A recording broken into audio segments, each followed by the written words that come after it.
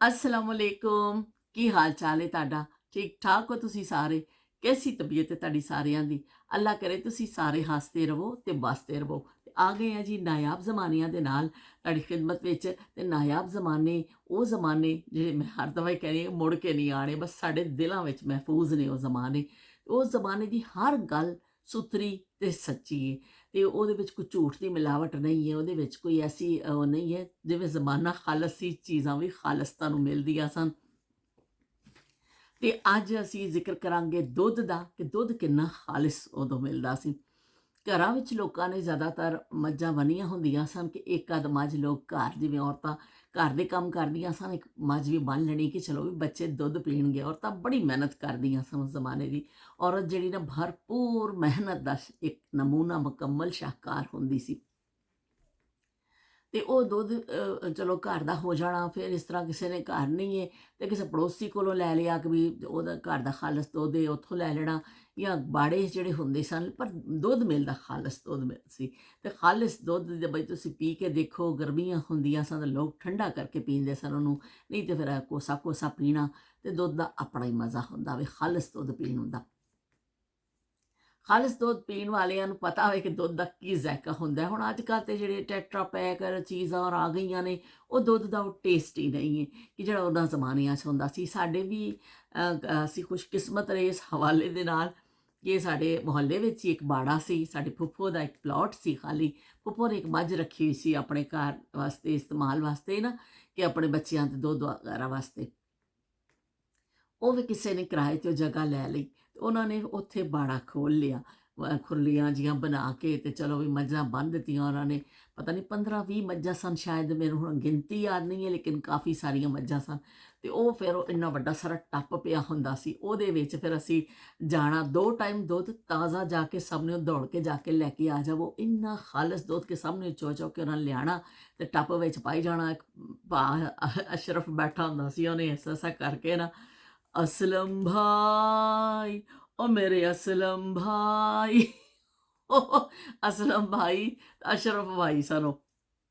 ਤੇ ਉਹਨਾਂ ਨੇ ਦੁੱਧ ਉਸੇ ਵੇਲੇ ਪਾ ਕੇ ਸਾ ਝੱਗ ਹੁੰਦੀ ਸੀ ਉਸ ਦੁੱਧ ਦੇ ਉੱਪਰ, ਜਿਹੜਾ ਤਾਜ਼ਾ ਦੁੱਧ ਹੁੰਦਾ ਨਾ ਉਹਦੇ ਤੇ ਝੱਗ ਹੁੰਦੀ। ਫਿਰ ਉਹਨੂੰ ਪਾਣਾ, ਫਿਰ ਥੋੜ੍ਹਾ ਜਿਹਾ ਦੁੱਧ ਉੱਪਰ ਪਾ ਕੇ ਦੇਣਾ ਕਿ ਉਹ ਝੱਗ ਜਿਹੜੀ ਹੈ ਉਹ ਕਿਸੇ ਨੂੰ ਦੁੱਧ ਘੱਟ ਨਾ ਜਾਵੇ। ਮਿਲਾਵਟ ਦਾ ਤਾਂ ਸਵਾਲ ਹੀ ਨਹੀਂ ਸੀ, ਪਰ ਦੁੱਧ ਉੱਪਰੋਂ ਥੋੜ੍ਹਾ ਜਿਹਾ ਹੋਰ ਪਾ ਦੇਣਾ ਉਹਨਾਂ ਨੇ।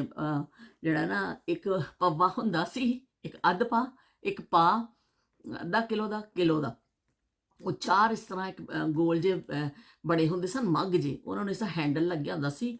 ਉਹ ਜਿਹੜਾ ਨਾ ਟੱਪ ਜਿਹੜਾ ਹੁੰਦਾ ਸੀ ਉਹਦੇ ਸਾਈਡਾਂ 'ਤੇ ਉਹਨਾਂ ਨੇ ਟੰਗੇ ਹੁੰਦੇ ਸਨ ਵੀ ਜਿਹੜੇ ਜਿੰਨਾ ਦੁੱਧ ਲੈਂਦਾ ਉਹ ਵਾਲਾ ਪਵਾ ਉਹਨਾਂ ਨੇ ਚੁੱਕਣਾ ਔਰ ਨਾਪ ਕੇ ਦੇ ਦੇਣਾ। ਤੇ ਅਸੀਂ ਵੀ ਬਸ ਦੌੜ ਕੇ ਜਾਣਾ ਤੇ ਦੁੱਧ ਲੈ ਕੇ ਆ ਜਾਣਾ ਤੇ ਆ ਕੇ ਗਰਮ ਕਰਨਾ ਤੇ ਉੱਤੇ ਆਣੀ ਸੋਹਣੀ ਮਲਾਈ।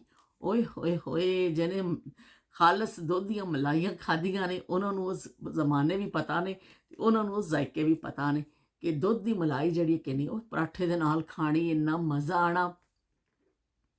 ਤੇ ਸਪੈਸ਼ਲੀ ਰਾਤ ਨੂੰ ਜਿਹੜਾ ਸ਼ਾਮ ਦਾ ਦੁੱਧ ਜਿਹੜਾ ਆਉਂਦਾ ਸੀ ਨਾ ਬਈ, ਉਹ ਤੇ ਦੁੱਧ ਜਿਹੜਾ ਸਾਰੀ ਮਲਾਈ ਮੇਰੇ ਢਿੱਡ 'ਚ ਜਾਂਦੀ ਸੀ। ਮੈਨੂੰ ਇੰਨੀ ਚੰਗੀ ਲੱਗਦੀ ਸੀ ਕਿ ਮੈਂ ਫਿਰ ਉਹ ਚੰਗਾ ਜਿਹਾ ਪਾਣੀ ਪਾ ਕੇ, ਪੱਤੀ ਪਾ ਕੇ ਕਾਵਾ ਬਣਾਉਣਾ, ਉਹਦੇ ਵਿੱਚ ਦੁੱਧ ਪਾ ਕੇ ਸਾਰੀ ਮਲਾਈ ਉਹਦੇ 'ਚ ਪਾ ਲੈਣੀ। ਉਹ ਮਲਾਈ ਵਾਲੀ ਚਾਹ ਜਿਹੜੀ ਹੈ ਨਾ ਬਈ, ਉਹ ਜ਼ਬਰਦਸਤ ਚਾਹ ਹੁੰਦੀ ਸੀ।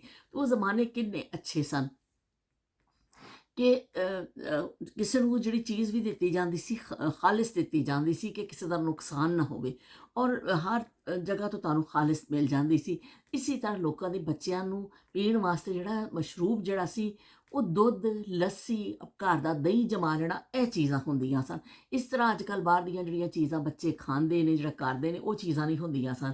ਬਈ ਦੁੱਧ ਪੀ ਲਓ, ਲੱਸੀ ਪੀ ਲਓ ਤੇ ਇਸ ਤਰ੍ਹਾਂ ਕਰ ਲਓ। ਚਾਹ ਵੀ ਬਣਦੀ ਸੀ, ਲੇਕਿਨ ਬੱਚਿਆਂ ਨੂੰ ਦੁੱਧ ਵੀ ਜ਼ਰੂਰ ਦਿੱਤਾ ਜਾਂਦਾ ਸੀ। ਔਰ ਦੁੱਧ ਬੜਾ ਖਾਲਿਸ ਦੁੱਧ ਔਰ ਅੱਛਾ ਮਸ਼ਰੂਬ ਸਮਝਿਆ ਜਾਂਦਾ ਸੀ। ਮਹਿਮਾਨ ਆ ਜਾਣਾ, ਚਲੋ ਵੀ ਦੁੱਧ ਦੁੱਧ ਠੰਡਾ ਕਰਕੇ ਪਿਲਾ ਦੇਵੋ ਮਹਿਮਾਨਾਂ ਨੂੰ, ਰੂਹ ਅਫਜ਼ਾ ਪਾ ਕੇ ਲੋਕ ਬਣਾਉਂਦੇ ਸਨ। ਇਸ ਤਰ੍ਹਾਂ ਦੁੱਧ ਜਿਹੜਾ ਵੇ ਉਹ ਖਾਲਿਸ ਦੁੱਧ ਹਰ ਜਗ੍ਹਾ ਤੁਹਾਨੂੰ ਮਿਲਦਾ ਸੀ। ਪਿੰਡਾਂ ਵਿੱਚ ਵੀ ਜਿਹੜੇ ਲੋਕ ਘਰਾਂ 'ਚ ਮੱਝਾਂ ਕਰਦੇ ਸਨ, ਉਹ ਫਿਰ ਸ਼ਹਿਰਾਂ 'ਚ ਜਾ ਕੇ, ਮੇਰੀ ਸੱਸ ਦੱਸਦੇ ਨੇ, ਅੱਲਾ ਜੰਨਤ ਨਸੀਬ ਕਰੇ, ਉਹਨਾਂ ਨੇ ਮੈਨੂੰ ਕਿੱਸੇ ਸੁਣਾਉਂਦੇ ਸਨ ਆਪਣੇ, ਕਿ ਅਸੀਂ ਜਿਹੜਾ ਆਪਣੇ ਇਸਤੇਮਾਲ ਤੋਂ ਜ਼ਿਆਦਾ ਦੁੱਧ ਹੁੰਦਾ ਸੀ ਉਹ ਫਿਰ ਇੱਕ ਭਾਈ ਨੂੰ ਦੇ ਦਿੰਦੇ ਸਾਂ। ਉਹ ਫਿਰ ਸਾਈਕਲ 'ਤੇ ਰੱਖ ਕੇ ਡੱਬੇ ਲੈ ਜਾਂਦਾ ਸੀ ਸ਼ਹਿਰ, ਇੱਕ ਹੋਟਲ 'ਤੇ ਦੇ ਕੇ ਆ ਜਾਂਦਾ ਸੀ। ਹੋਟਲ ਵਾਲੇ ਜਿਹੜੇ ਚਾय ਵਗੈਰਾ ਬਣਾਉਂਦੇ ਨੇ, ਉਹ ਵੀ ਬੜੀ ਖਾਲਿਸ ਕਿਸਮ ਦੀ ਮਿਲਦੀ ਸੀ ਚਾਹ। ਤੇ ਉਹ ਜ਼ਮਾਨੇ ਨਾਯਾਬ ਹੋਏ ਕਿ ਜਦੋਂ ਖਾਲਿਸ ਦੁੱਧ ਮਿਲਦੇ ਸਨ ਤੇ ਖਾਲਿਸ ਕੀ ਕਹਿੰਦੇ ਨੇ ਚੀਜ਼ਾਂ ਮਿਲਦੀਆਂ ਸਨ ਤੇ ਬੱਚੇ ਪੀਂਦੇ ਸਨ। ਅਸੀਂ ਤਾਂ ਬਈ ਖਾਲਿਸ ਦੁੱਧ ਜਿਹੜਾ ਨਾ ਬੜਾ ਪੀਂਦਾ, ਉਹ ਮੈਨੂੰ ਬੜਾ ਅੱਛਾ ਲੱਗਦਾ ਸੀ ਦੁੱਧ ਜਿਹੜਾ ਪੀਣਾ। ਔਰ ਕੋਸਾ ਜਿਹਾ ਗਰਮ ਹੋਵੇ, ਜਿਵੇਂ ਚਾਹ ਹੁੰਦੀ ਇਸ ਤਰ੍ਹਾਂ ਗਰਮ ਹੋਵੇ ਦੁੱਧ, ਤੇ ਉਹਦੇ ਵਿੱਚ ਚੀਨੀ ਨਾ ਹੋਵੇ, ਦੁੱਧ ਦਾ ਆਪਣਾ ਜ਼ਾਇਕਾ ਹੋਵੇ, ਫੇਰ ਬੜਾ ਚੰਗਾ ਲੱਗਦਾ ਸੀ। ਅਸੀਂ ਖਾਲਾ ਦੇ ਪਿੰਡ ਜਾਣਾ, ਖਾਲਾ ਦੀ ਚਾਟੀ ਹੁੰਦੀ ਸੀ, ਚਾਟੀ ਦੇ ਵਿੱਚ ਖਾਲਾ ਨੇ ਕਾੜਨਾ, ਗੋਹਿਆਂ ਦੇ ਉੱਤੇ ਹਲਕੀ ਅੱਗ ਤੇ ਰੱਖ ਦੇਣਾ, ਦੁੱਧ ਨੇ ਕੜ ਕੜ ਕੜ ਕੜ ਕੜ ਕੜ, ਓਏ ਹੋਏ ਇੰਨਾ ਸੋਹਣਾ ਰੰਗ ਹੋ ਜਾਂਦਾ ਸੀ। ਤੇ ਉਹ ਫਿਰ ਖਾਲਾ ਨੇ ਰੋਟੀ ਸ਼ੋਟੀ ਖਾ ਕੇ ਜਦੋਂ ਸਾਰਿਆਂ ਨੇ ਬਿਸਤਰੇ ਸ਼ਿਸਤਰੇ ਵਿਛ ਜਾਣੇ, ਤੇ ਖਾਲਾ ਨੇ ਕਹਿਣਾ ਚਲੋ ਵੀ ਆ ਜਾਓ ਦੁੱਧ ਪੀ ਲਓ। ਓਏ ਸਾਰਿਆਂ ਨੂੰ ਪਿਆਲਿਆਂ 'ਚ ਦੁੱਧ ਗਰਮ ਗਰਮ ਪਾ ਕੇ ਦੇਣਾ, ਇੰਨਾ ਜ਼ਬਰਦਸਤ ਉਹਦਾ ਜ਼ਾਇਕਾ ਹੁੰਦਾ ਸੀ। ਚਾਟੀ ਵਾਲਾ ਜਿਹੜਾ ਦੁੱਧ ਹੁੰਦਾ ਸੀ, ਬਹੁਤ ਹੀ ਮਜ਼ੇਦਾਰ, ਵਧੀਆ, ਜਿਹਨੂੰ ਕਹਿੰਦੇ ਨਾ ਵਧੀਆ ਹੁੰਦਾ ਸੀ ਆਈਟਮ ਉਹ। इश्क में हम इश्क में हम तुम्हें क्या बताएं, किस कदर चोट खाए हुए हैं। मौत ने हमको मारा है, और हम जिंदगी के सताए हुए हैं। इश्क में हम बिखरी जुल्फे, परेशान चेहरा, अश्क आंखों में आए हुए हैं। ऐसे आए हैं मैयत पे मेरी, जैसे शादी में आए हुए हैं। इश्क में हम अलहद अपनी मट्टी से कह दे, साथ लगने ना पाए कफन के। आज ही हमने बदले हैं कपड़े, आज ही हम नहाए हुए हैं। इश्क में हम ਤੁਸੀਂ ਕਹੋਗੇ ਪਾਗਲ ਹੋ ਗਈ ਏ, ਚੰਗੀ ਦੁੱਧ ਦੀਆਂ ਗੱਲਾਂ ਸੁਣਾਉਂਦੀ ਇੱਕਦਮ ਗਾਣਾ ਗਾਣ ਲੱਗੀ। ਮੇਰੇ ਇੱਕਦਮ ਜ਼ੇਨ ਵਿੱਚ ਆ ਗਿਆ ਅਤਾ ਅੱਲਾ ਖਾਨ ਸਾਹਿਬ ਦਾ ਗਾਣਾ, ਇਸਾ ਖਿਲਵੀ ਸਾਹਿਬ ਦਾ।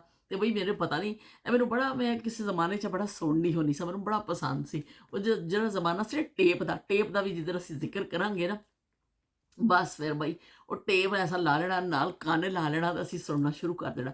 ਉਹ ਇੱਕ ਅਲੱਗਾ ਮੌਜੂ ਹੈ, ਪਤਾ ਨਹੀਂ ਮੈਨੂੰ ਕਿੱਥੋਂ ਯਾਦ ਆ ਗਿਆ, ਬਸ ਇਸ ਅਚਾਨਕ ਹੀ ਆ ਗਿਆ। ਤੇ ਮੈਂ ਕਿਹਾ ਚਲੋ ਬਈ ਮੈਂ ਤੁਹਾਨੂੰ ਸੁਣਾ ਦੇਣੀ ਆ, ਹਾਲਾਂਕਿ ਕਾਫੀ ਇਹਦਾ ਬੇੜਾ ਗਰਕ ਕੀਤਾ ਹੋਵੇ, ਲੇਕਿਨ ਉਹ